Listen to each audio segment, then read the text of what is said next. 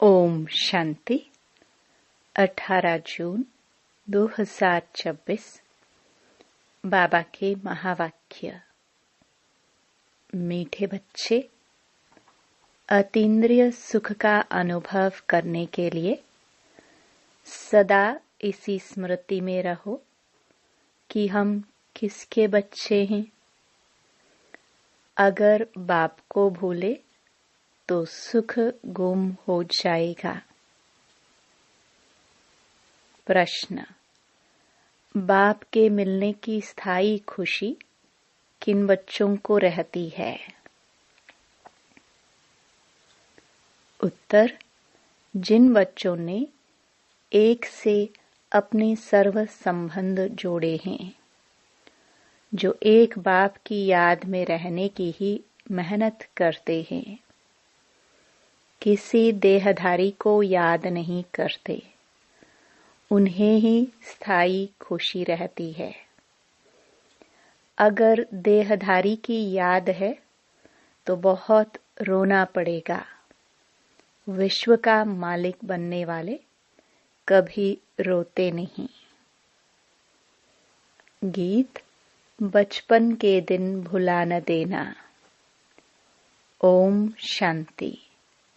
बाप कहते हैं, मीठे बच्चों, हम बेहद के बाप के बच्चे हैं।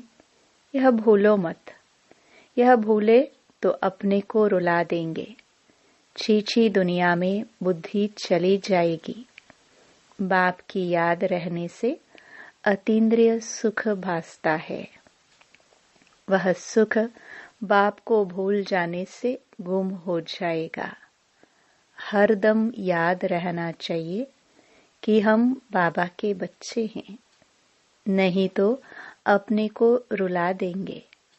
सब भगवान के बच्चे हैं। सब कहते हैं, हे बाबा, हे परम पिता परमात्मा, रक्षा करो। परंतु बाप से रक्षा कब होती है, यह किसको भी पता नहीं है। साधु संत आदि कोई भी नहीं जानते कि बाप से हमको मुक्ति, जीवन मुक्ति कब मिलनी है, क्योंकि भगवान को ही कण कण में कह दिया है। अब तुम बच्चे बेहद के बाप को जान गए हो। मोस्ट बिलवड बाप है। उससे प्यारी वस्तु और कोई होती नहीं। ऐसे बाप को न जानना बड़ी भारी भूल है। शिव जयंती क्यों मनाते हैं? वह कौन है, यह भी कोई नहीं जानते। बाप कहते हैं, तुम कितने बेसमझ बन गए हो। माया रावण ने तुमको क्या बना दिया है। अभी तुम बच्चे जानते हो, यह हमारी जन्मभूमि है। मैं हर 5000 वर्ष के बाद आता हूँ। वह फिर कह देते 40,000 वर्ष बाद, जब यह कलयुग पूरा होगा तब आएंगे। चित्र भी दिखाया जाता है त्रिमूर्ति का। त्रिमूर्ति मार्ग नाम भी रखा है, परंतु 3 मूर्ति ब्रह्मा, विष्णु, शंकर को कोई नहीं जानते।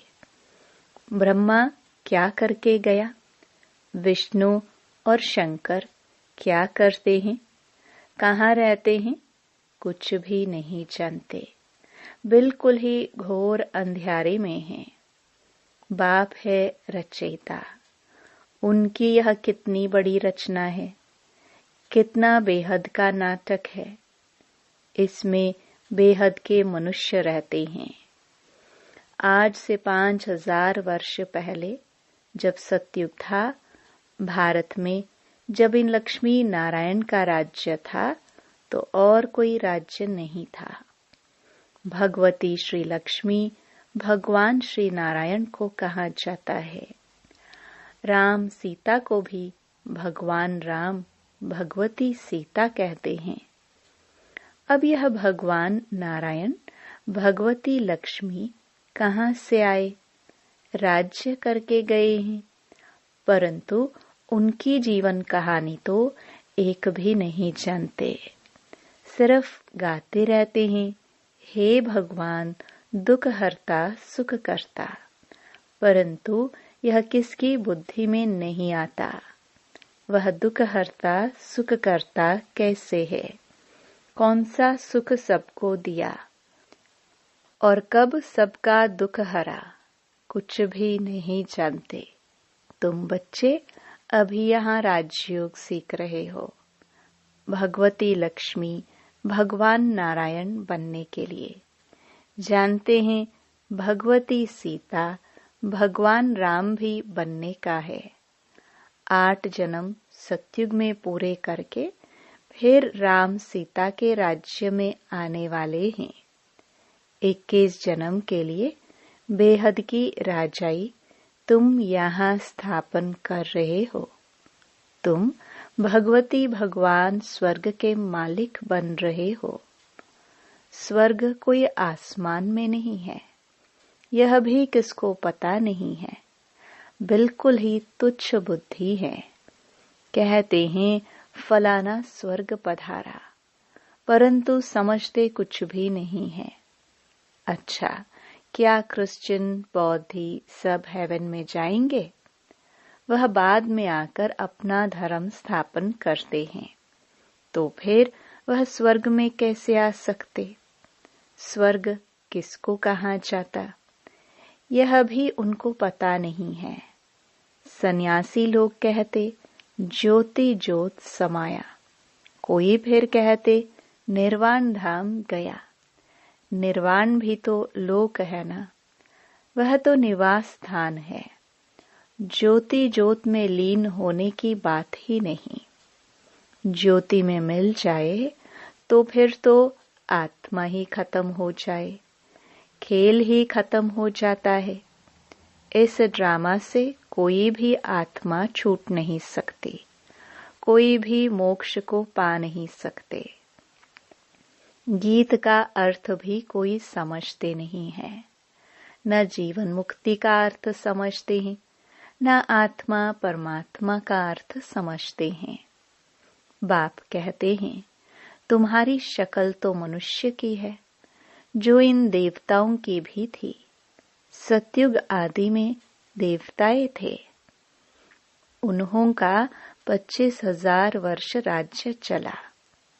बाकी 25,000 वर्ष की बात है, जिसमें और सब धर्म आते हैं। 5,000 वर्ष के बदले मनुष्य कह देते लाखों वर्ष कल्प की आयु है। परंतु तुम्हारी बात समझने के लिए भी नहीं आएंगे। हाँ, आएंगे भी वही जिन्होंने कल्प पहले आकर समझा होगा। पहले तो समझाना है। एक है हद का सन्यास, जो सन्यासी लोग घर बार छोड़ जाए जंगल में रहते हैं। पहले पहले वह सतो प्रधान थे, फिर अब तमो प्रधान बने हैं, तो जंगलों से लौटकर आए, बड़े बड़े महल बनाए हैं।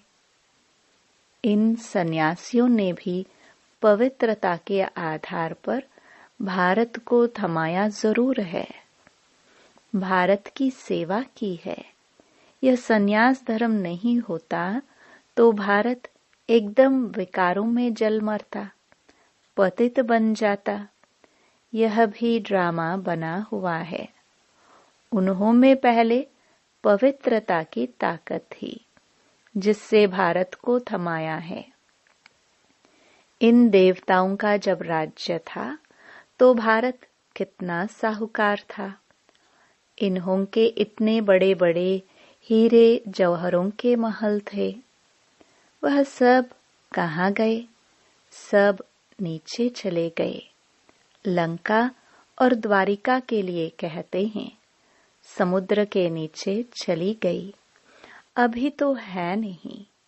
सोने के महल आदि सब थे ना। जब मंदिरों आदि में हीरे जवाहरात लगा सकते हैं तो वहां क्या नहीं होगा। कितनी तुम बच्चों को खुशी होनी चाहिए। बाबा फिर से आया हुआ है, कहते हैं बाप को याद करो। याद एक को ही करना है जिससे विक्रम विनाश होते हैं, परंतु वह भूल जाते हैं और देहधारी की याद आ जाती है। देहधारी की याद से तो कुछ भी फायदा नहीं। बाप कहते हैं मामेकम याद करो। किसी भी देहधारी को याद नहीं करो। अम्मा मरे तो भी हलवा खाना। एक बाप की याद से ही कमाई है। हम शिव बाबा के बच्चे हैं, उनसे वर्षा लेना है। इस समय बाप को याद नहीं किया तो फिर बहुत पछताना पड़ेगा, रोना पड़ेगा। विश्व के मालिक बनने वालों को रोने की क्या दरकार है। तुम बाप को भूलते हो, तब ही माया थप्पड़ लगाती है। इसलिए बाबा बार बार समझाते हैं कि बाप को और वर्षे को याद करो। अमरनाथ ने अमरपुरी में एक पार्वती को तो बैठ अमर कथा नहीं सुनाई होगी। जरूर बहुत होंगे। जो भी मनुष्य मात्र है, सबको बाप समझाते हैं कि अब पतित मत बनो। यह अंतिम जन्म पवित्र बनो। वहां स्वर्ग में कोई विकार नहीं होते। अगर वहां भी विकार होता तो फिर स्वर्ग और नरक में फर्क क्या हुआ। देवी देवताओं की महिमा गाते हैं। सर्वगुण संपन्न, 16 कला संपूर्ण है। भगवान आकर भगवान भगवती ही बनाएंगे। सिवाय भगवान के कोई बना ना सके। भगवान तो एक ही है, गाया भी जाता है। भगवान भगवती की राजधानी। यथा राजा रानी तथा प्रजा भी वही होगी। परंतु भगवान भगवती कहा नहीं जाता। इसलिए कहा जाता है आदि सनातन देवी देवता धर्म। यह किसको पता नहीं है। इनकी ब्रह्मा की आत्मा को भी बाप समझाते हैं। एक बाप की, एक दादा की 2 आत्माएं हैं ना। एक आत्मा 84 जन्म लेती है, दूसरी आत्मा पुनर्जन्म रहित है। बाप कभी पुनर्जन्म नहीं लेते हैं। एक ही बार आकर सारे विश्व को पवित्र बनाने के लिए हमको राजयोग सिखाते हैं। बाप तुमको समझाते हैं, मैंने इनमें प्रवेश किया है। यह 84 जन्म भोग आए हैं। अब इनके बहुत जन्मों का यह अंतिम जन्म है। अब मैं निराकार हूँ, तो कैसे आकर बच्चों को राजयोग सिखलाऊं। प्रेरणा से तो कुछ हो ना सके। श्री कृष्ण भगवानुवाच तो हो ना सके। वह कैसे आ सकता है। वह तो है ही सत्युग का प्रिंस। 16 कला संपूर्ण। फिर त्रेता में होते हैं 14 कला संपूर्ण। फिर द्वापर में श्री कृष्ण को क्यों ले गए हैं। उनको तो पहले आना चाहिए। बाप समझाते हैं, पहले बाप को याद करो, नहीं तो माया एकदम थप्पड़ मार देगी। छुई मुई का एक झाड़ होता है, हाथ लगाओ तो मुरझा जाए। तुम्हारा भी ऐसा ही हाल होता है। बाप को याद नहीं किया और खलास। गीत में भी सुना, बचपन के दिन भुला नहीं देना। बाप को भूले तो कहां न कहां चोट लग जाएगी। बाप कहते हैं, तुम हमारे बच्चे हो ना। ये शरीर तो विष से पैदा हुआ है। वह इनके लौकिक माँ बाप हैं। यह तो है पारलौकिक बाप, और इनको फिर अलौकिक बाप कहा जाता है। यह हद का था, फिर बेहद का बन गया। अभी देखो, यह लौकिक बच्ची निर्मल शांता बैठी है। यह लौकिक भी है, अलौकिक भी है, पारलौकिक भी है। बाकी शिव बाबा के तो भाई बहन है नहीं, न लौकिक, न अलौकिक, न पारलौकिक। कितना फर्क है। एक बाप का बनना मासी का घर नहीं है। ऐसे बाप से संबंध जोड़ना है, टाइम लगता है। शिव बाबा की याद में रहना बड़ी मेहनत है। कई 50 वर्ष से रहने वाले भी सारा दिन शिव बाबा को याद भी नहीं करते, ऐसे भी है। और सबको भूल एक को याद करना बहुत बहुत मेहनत है। कोई 1% याद करते हैं, कोई 2%, कोई ½% भी मुश्किल याद करते हैं। यह बड़ी भारी मंजिल है। तो बाप समझाते हैं, बचपन को नहीं भूलना। बाप से स्वर्ग का वर्षा मिलता है। तुम जानते हो, हम जीते जी मरकर बाप के आकर बने हैं नई दुनिया में जाने के लिए। तो तुम्हें स्थायी खुशी रहनी चाहिए। ओहो, हम डबल सरताज बनेंगे। मनुष्य थोड़े ही जानते हैं कि सतयुग में इन देवताओं को 16 कला संपूर्ण, फिर 14 कला संपूर्ण क्यों कहते हैं? कुछ भी नहीं जानते हैं। ये भक्ति मार्ग के शास्त्र आदि फिर भी बनेंगे। यह हठ योग, तीर्थ यात्रा आदि सब फिर भी होंगे, परंतु इससे क्या होगा? क्या हेवन में जाएंगे? नहीं, बहुत रिद्धि सिद्धि से काम करते हैं। रिद्धि सिद्धि वाले बहुत हैं। हजारों मनुष्य उनके पिछाड़ी पड़ते रहते हैं। रिद्धि सिद्धि से बहुत घड़ियां आदि चीजें निकालते हैं। यह थोड़े ही समझते कि यह अल्पकाल के लिए सब है।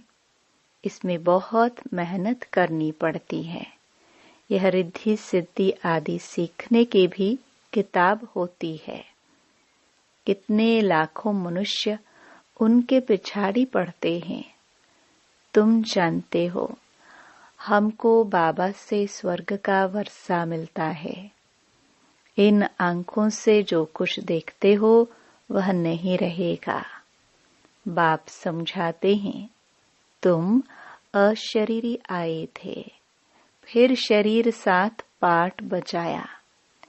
अगर 84 लाख का हिसाब किताब बताए तो 12 मास लग जाए। हो ही नहीं सकता। 84 जन्मों का हिसाब किताब बताना तो बिल्कुल सहज है। तुम 84 का चक्कर लगाते रहते हो। सूर्यवंशी हैं तो चंद्रवंशी नहीं। सूर्यवंशी घराना पूरा हुआ, फिर चंद्रवंशी बने। अभी तुम जानते हो, हम हैं ब्राह्मण वंशी, फिर देवता वंशी बनना है। इसलिए हम पढ़ाई पढ़ रहे हैं। फिर सीढ़ी नीचे उतरते उतरते वैश्य शूद्र वंशी बनेंगे। अभी अपने 84 जन्मों की स्मृति आई है। यह चक्कर भी याद करना पड़े। बाप को याद करने से एवर हेल्दी एवर वेल्दी बनेंगे। पाप कट जाएंगे। चक्कर को जानने से चक्रवर्ती बन जाएंगे। तुम जानते हो, यह पुरानी दुनिया कब्रिस्तान बननी है। कुछ भी नहीं रहेगा, खत्म हो जाएगा। राम गयो रावण गयो। राम का कितना छोटा परिवार होगा सतयुग में, अभी रावण का कितना बड़ा परिवार है। बच्चे जानते हैं कि यह राजधानी स्थापन हो रही है। हर बात में पुरुषार्थ फर्स्ट है। बाप पुरुषार्थ कराते हैं, बच्चे मुझे याद करो। जिस बाप से अताह स्वर्ग की बादशाही मिलती है, क्या उनको याद नहीं करेंगे? बाप स्मृति दिलाते हैं कि तुम स्वर्ग के मालिक थे, अब फिर से पुरुषार्थ कर स्वर्ग के मालिक बनो। अच्छा, मीठे मीठे सिखिलदे बच्चों प्रति माता पिता बाप दादा का याद प्यार और गुड मॉर्निंग। रूहानी बाप की रूहानी बच्चों को नमस्ते। धारणा के लिए मुख्य सार। पहला, कभी भी किसी बात में छुई मुई नहीं बनना है। ईश्वरीय बचपन को भूल मुरझाना नहीं है। इन आंखों से जो कुछ दिखाई देता है उसे देखते भी नहीं देखना है। दूसरा, एक बाप की याद में ही कमाई है, इसलिए देहधारियों को याद कर रोना नहीं है। बाप और वर्षे को याद कर विश्व की बादशाही लेनी है। वरदान, श्रेष्ठ मत के आधार पर मायावी संगदोष से परे रहने वाले शक्ति स्वरूप भव। बच्चों की एक कंप्लेन रहती है कि संबंधी नहीं सुनते, संग अच्छा नहीं है, इस कारण शक्तिशाली नहीं बन सकते। लेकिन श्रेष्ठ मत के आधार पर ज्ञान स्वरूप, शक्ति स्वरूप के वरदानी बन अपनी स्थिति को अचल बनाओ। साक्षी होकर हर एक का पाठ देखो। अपने सतोगुणी पाठ में स्थित रहो। सदा बाप के संग में रहो तो तमोगुणी आत्मा के संग के रंग का प्रभाव पड़ नहीं सकता। स्लोगन, कर्मयोगी वह है जो कर्म के कल्प वृक्ष की डाली पर बैठ कर्म करते भी उपराम स्थिति में रहे। ये अव्यक्त इशारे। सदा हर्षित रहने के लिए अपनी नेचर को सरल बनाओ, सहनशील बनो। जैसे कोई की विशेष नेचर होती है, उस नेचर के वश न चाहते भी चलते रहते हैं। कहते हैं चाहती नहीं हूं, लेकिन मेरी यह नेचर है। ऐसे आप बच्चों की सरल नेचर हो, जो सबको अनुभव हो कि यह सहज योगी स्वतः योगी है। क्या करूं, कैसे योग लगाऊं, ये बातें खत्म। है ही सदा सहयोगी अर्थात योगी। इसी एक बात को नेचर और नेचुरल करने से सभी सब्जेक्ट में परफेक्ट हो जाएंगे। ओम शांति।